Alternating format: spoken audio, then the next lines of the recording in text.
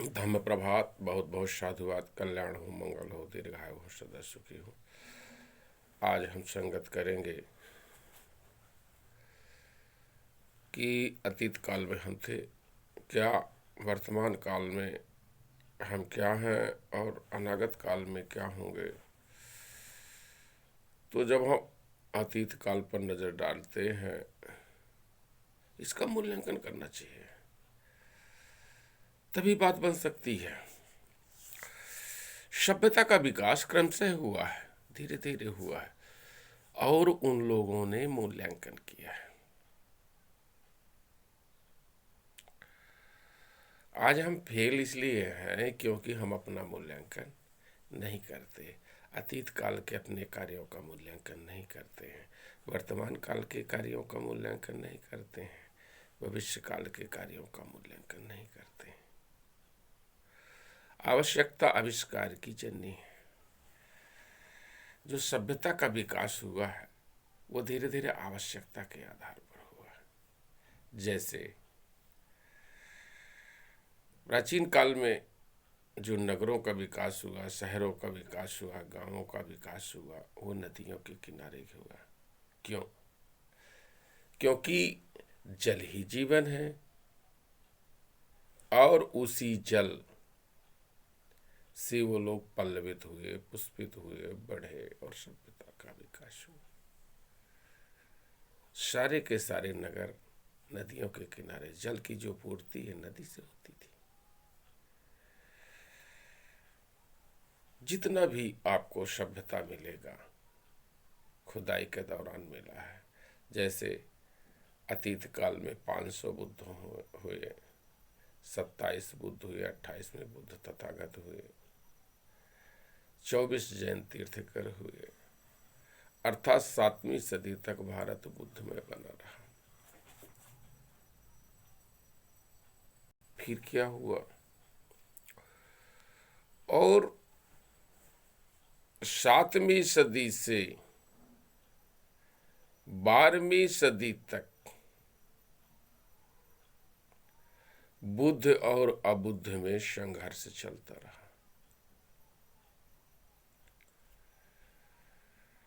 बारहवीं सदी के बाद धीरे धीरे बुद्धों का पराभव हुआ और अबुद्ध हावी हुए। अब ये कैसे हुए?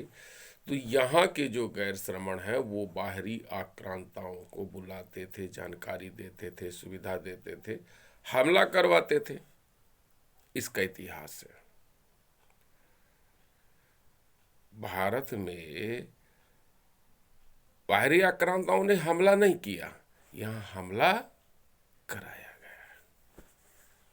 ये इतिहास कह रहा है।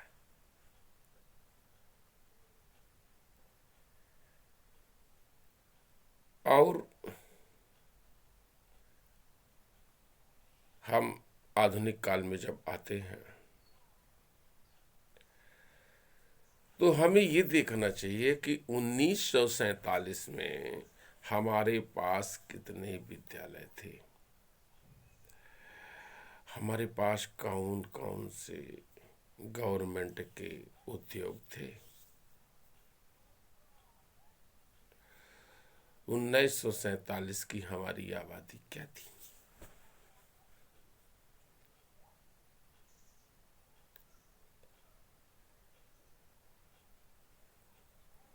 और आगे 1931 में जनगणना हुई, इसके बाद जनगणना जो हुई, और उस जनगणना में जब आप पाते हैं कि यहां पर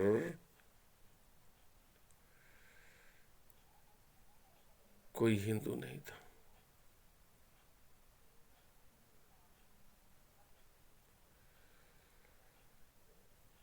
उन्नीस सौ दस का, 1917, 1925 और 1927 का करपात्री का जो मूवमेंट था वो ब्राह्मणिज्म के फैलाने का था। तो फिर ये हिंदू कहां से हो गए? तो 1910 से यह चला अभियान। 1955 में हिंदू विधि सदन में पारित हो जाती और सारे लोग हिंदू विधि से शासित होते हैं। बनारस, मिताक्षरा और दाय भाग। मिताक्षरा को बनारस की विधि भी कहते हैं। दक्षिण में दाय भाग होगा, इधर मिताक्षरा होगा। इस सदन में पारित कर दिया। और जो यहाँ की मूल संस्कृति थी बुद्धिज्म जैनिज्म, उसको हाशिए में ला दिया और ये प्रचारित करवा दिया कि ये जो हिंदू विधि की शाखाएं हैं,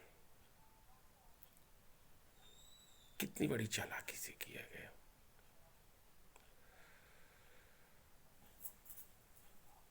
आज जब हम देखते हैं रोजगार के मुद्दे पर किसी का ध्यान नहीं जाता है।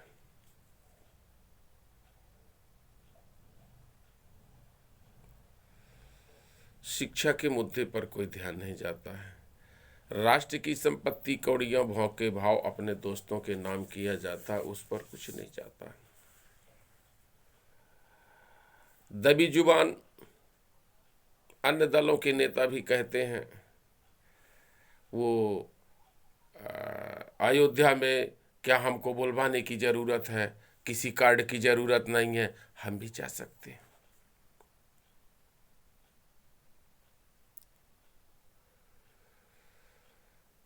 ऐतिहासिक परिदृश्य में लॉर्ड कनिंघम कहता है वहां बुद्धिस्ट स्थान था।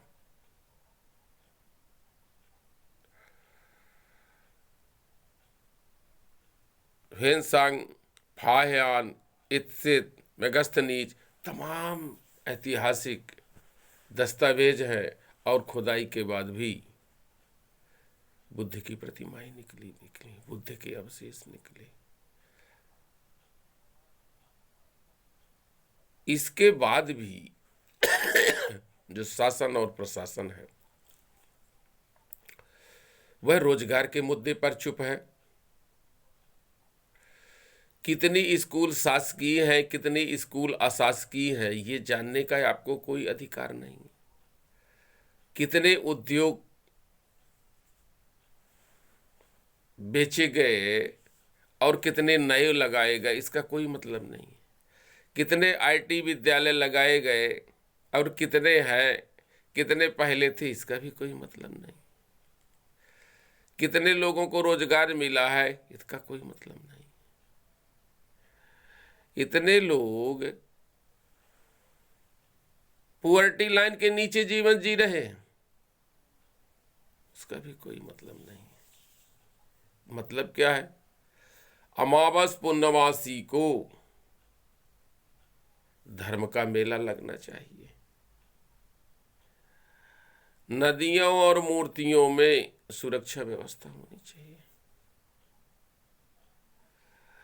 वहां के खर्चों में कोई कटौती नहीं की जा सकती। स्कूल के लिए पैसे नहीं है, रोटी के लिए पैसे नहीं है, रोजगार के लिए पैसे नहीं है, शिक्षा के लिए पैसे नहीं है, चिकित्सा के लिए पैसे नहीं, आवास के लिए पैसे नहीं है, लेकिन वहां पर कोई कटौती नहीं की जाएगी। तुम शिक्षा खत्म करके कहां ले जाना चाहते हो? अंधकार में ले जाना चाहते हो।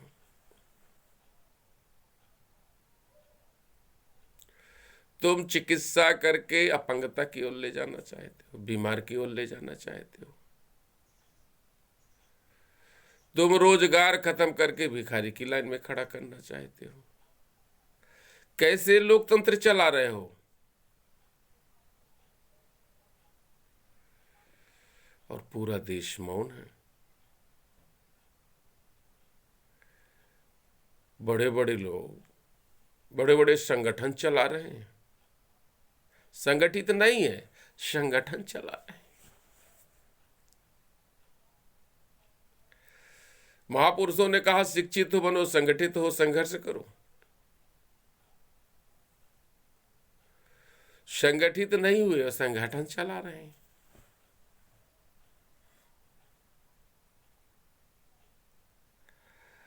किसी भी टीवी चैनल पे बैठो, किसी भी न्यूज में बैठो, एकदम 22 जनवरी 22 जनवरी, अयोध्या 22 जनवरी, चिकित्सा, रोजगार, शिक्षा। 2014 के पहले कितने उद्योग थे, अब कितने उद्योग बचे या कितने नए लगाए गए, कितने आईटी विद्यालय थे, कितने आईटी विद्यालय लगाए गए या कितने नष्ट किए गए, ये मूल्यांकन करने की आवश्यकता है। जीडीपी हमारी क्या है, ये जानने की आवश्यकता है। लेकिन लोगों को जीडीपी से कोई मतलब नहीं है।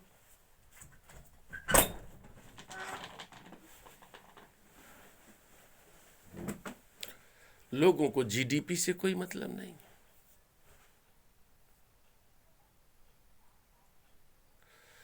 लोगों को उद्योग के आंकड़े से कोई मतलब नहीं, इकोनॉमिक्स से कोई मतलब नहीं है। बड़े बड़े संगठन चलाने वाले लोग, ब्राह्मणों ने ऐसा किया, ब्राह्मणों ने ऐसा किया, ब्राह्मणों ने ऐसा किया, तो तुम क्या कर रहे हो, कहाँ हो?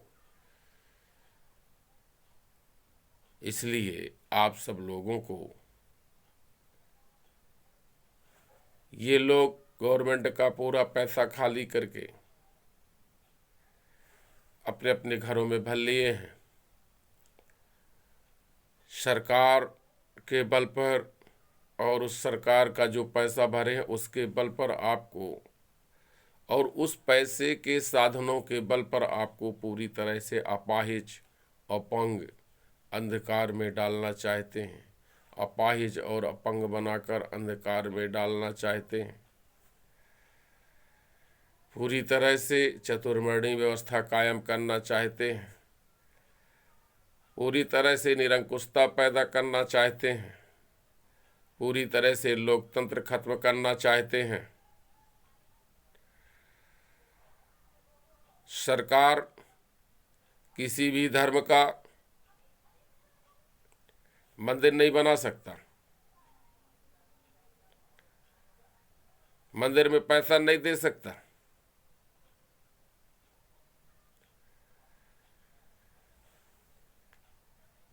ये तो संविधान का सरासर उल्लंघन है। सत्ता में आने के बाद जो चाहे मनमानी करो। अभी नए संसद भवन का उद्घाटन हुआ। नए संसद भवन के शिलान्यास में रामनाथ कोविंद राष्ट्रपति थे, उनको नहीं बुलवाया गया। संविधान नहीं पढ़ते हो क्या? राष्ट्र का प्रमुख राष्ट्रपति होता है, तुम सदन के प्रमुख हो। जब भी कोई अध्यादेश जारी होता है, जब भी कोई लॉ बनता है, तो उसमें राष्ट्रपति की सिग्नेचर की आवश्यकता है। राष्ट्रपति के कार्यालय से क्यों पारित होता है? तुम मनमानी कर रहे हो। और पूरे देश का विद्वान चुप है, पूरे देश का पढ़ा लिखा चुप है, पूरे देश के संगठन चलाने वाले चुप है। ये चल रहा है। इसलिए दूसरा, जिस अनुपात में, अगर तुम गवर्नमेंट से पैसा देते हो तो जिस अनुपात में दूसरे धर्म के लोगों की आबादी, उनको भी पैसा दो, उनका भी स्थान बनवाओ। तो ये दोनों संस्कृतियां बाहर से आई हैं। इस कारण ये दोनों संस्कृतियां मिलजुल के आपस में बांट रही हैं और इन्हीं के इर्द गिर्द सत्ता चल रही है। क्यों चल रही है? क्योंकि यहां अब भी मानसिक रूप से पंगु हैं। अब भी यहां के लोग मानसिक रूप से गुलाम हैं। काल्पनिक राम को, काल्पनिक कपोल कल्पित धर्म ग्रंथों को के आधार पर और शोषण का आधार पूरे समाज का बना हुआ है। गुलामों का कोई धर्म नहीं होता है और ये मानसिक रूप से अभी भी चतुर्वर्णी व्यवस्था का पालन करते हैं और उसको धर्म माने, उस गुलामी को ही धर्म मान के चल रहे हैं। अब तो वहां एक एटीएम खुल गया, बना जा रहा है, जिसमें समूचे देश का, और विदेश से कमा रहे, जो यहाँ के लोग विदेश कमाने गए हैं, उनके दिमाग में भी तो उसी तरह गुलामी भरी है। वो भी जाए के वहाँ पर वही अंधविश्वास करेंगे और पैसा कमा करके अंधविश्वास का यहाँ ले आएंगे और उस एटीएम में डालेंगे। एटीएम निकालने के लिए दूसरे लोगों को नियुक्त कर दिया गया है। वो एक बैंक है, संस्था बन रही है। और देखा देखी जो छोटे छोटे देश हैं वो लोग भी यही करेंगे। जैसे हमारे साथ हैं, हम किसी कार्यक्रम में जाते हैं तो हमारे साथ हमारे कोई साथ में होता है, हम किसी प्रतिमा में जब फूल चढ़ाते हैं तो देखा देखी वो भी चढ़ा देता है। ये चलता है, यही हो रहा है। इसलिए यह लोकतंत्र के हत्या का दिन है। और क्या कहेंगे? शेष लोगों को असुर कहते हैं, राक्षस कहते हैं, दैत्य कहते हैं, दानव कहते हैं, कभी नागरिक नहीं कहते हैं। राष्ट्र का नागरिक नहीं कहते हैं, दैत्य कहते हैं, दानव कहते हैं, राक्षस कहते हैं। अब भी तुम्हारी वही मेंटालिटी है, हिंसा की, क्रूरता की, व्यभिचार की, शराबखोरी की, लूट की, वही है। इस मेंटालिटी को तुम्हारी किताबें नहीं त्याग पाई हैं, नहीं तुम त्याग पाए हो। इसलिए आप लोगों को जन आंदोलन करने की आवश्यकता है। फ्रांस में क्रांति हुई, अमेरिका में क्रांति हुई, रूस में क्रांति हुई, यहाँ पर तो इतने महापुरुष पैदा हुए। जब हम जापान की डिक्शनरी में खोजते हैं तो स्वर्ग का मतलब भारत होता है। और यहाँ पर हम देखते हैं कि स्वर्ग नहीं बल्कि कष्टों का खजाना है, गुलामों का खजाना है।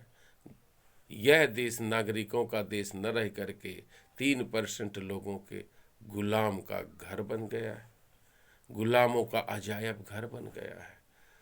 इसलिए ज़्यादा न कहते हुए मैं सिर्फ ये कहना चाहता हूँ कि यदि आपका ज़मीर जिंदा है, यदि आपका ज़मीर जिंदा है, आपके अंदर पौरुषत्व है, आपके अंदर भारत की धरती का खून है, भारत के बेटे हैं, तो संवैधानिक कार्यों पर भाग लें। मैं नए संसद भवन को बता रहा था, वह संगोल आ गया राजदंड का। ये राजदंड क्या है? ऑलरेडी हमारे यहाँ अशोक चक्र है, तुम राजदंड ले आए हो। 4 मुंह का शेर है, तुम राजदंड ले आ रहे हो। ये तुम्हारी मेंटालिटी क्या है? और अभी वो जो मंदिर बना रहे हो काल्पनिक राम का, उसमें द्रौपदी मुर्मू को नहीं बुलवा रहे हो। इसका मतलब एससी और एसटी को तुम रबर का स्टाम्प बना के रखे हो। और कैसे कैसे लोकतंत्र चला रहे हो।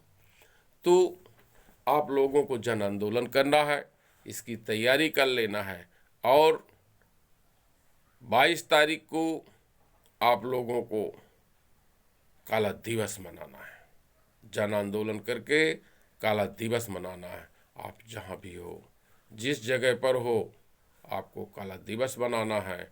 सभाएं लेना है, मीटिंग लेना है, नुक्कड़ नाटक कार्यक्रम लेना है, 1 to 1 करना है, काला दिवस मनाना है। यह गैर संवैधानिक दिन है, काल्पनिक राम का मंदिर बना रहा है, यह एक वर्ग के एटीएम की व्यवस्था की जा रही है, बुद्ध की छाती पर काल्पनिक राम का मंदिर बनाया जा रहा है। इसलिए आप उस काल्पनिक राम को, काल्पनिक राम के मंदिर का आपको विरोध करना है। बहुत बहुत साधुवाद। कल्याण हो, मंगल हो, दीर्घायु हो, सदा सुखी हो। निश्चित रूप से आप लोगों पर षड्यंत्र होगा, सारी चीज़ें होंगी, लेकिन सत्य की आवाज़ को उठाना आपका धर्म है, राष्ट्रीय धर्म है, संवैधानिक धर्म है। बहुत बहुत साधुवाद।